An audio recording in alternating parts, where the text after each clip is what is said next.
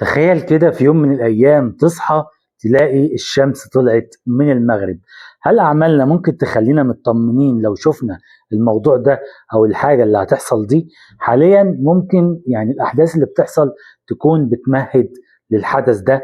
أهلا بيكم في كلمتين ونص.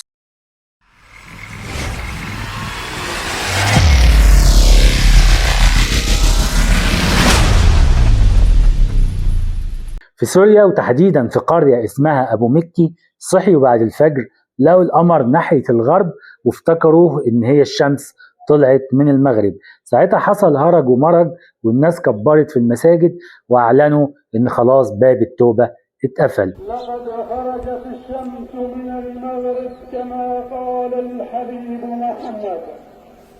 صدق الله وصدق رسوله وصدقت ملائكته وصدق يوم الآخر الله الذي وعدنا به.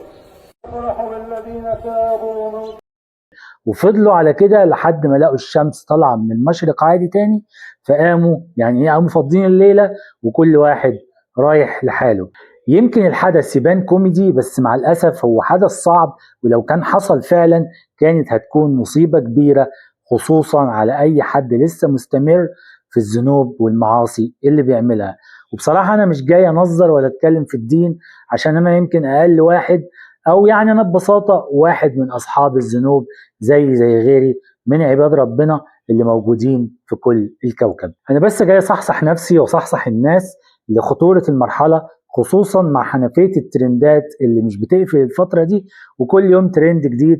مرة فتاة المحور، مرة هبة تركي وإبراهيم شيكا، مرة سوزي الأردنية وشاكر ومداهم وغيرهم من الترندات اللي يمكن خدتنا شوية من دايرة إن إيه كلنا أصحاب ذنوب ومحتاجين كمان نتوب جميعا. انشغلنا بقى عن الموضوع ده بان كلنا بقى مسكنا ايه ده، فلان عمل، فلان سوى، فلان مش كويس، فلان لازم يتحاسب، فلان لازم يتحاكم.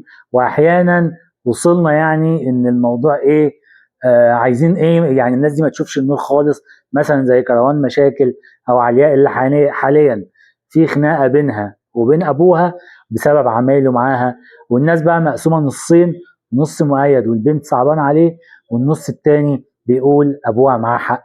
جزء تالت يعني نفسه ان البنت ايه تتحبس وما تشوفش النور تاني لمجرد ان هي مش عاجباه او مسببه له حساسيه او اذى نفسي. ويعني ايه في جزء كمان طبعا لا مهتم بده ولا بده، هو بس مركز مع لقمه العيش وازاي هيقدر يكفي احتياجات بكره اللي لسه ما جاش. كلنا انشغلنا ونسينا ان هي للاسف بتقرب واحنا مش داريين، سواء كانت العلامات الكبرى او حتى الموت اللي بقى حوالينا حاليا وبياخد الصغير قبل الكبير.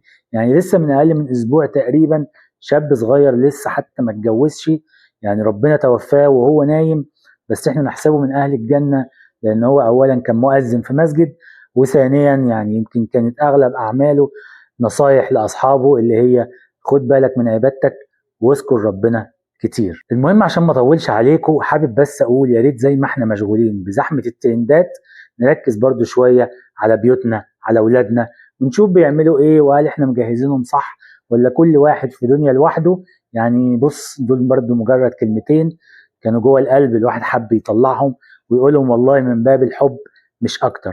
فلو حد كلامي زعله اتمنى ان هو يسامحني واشوفكم على خير. سلام.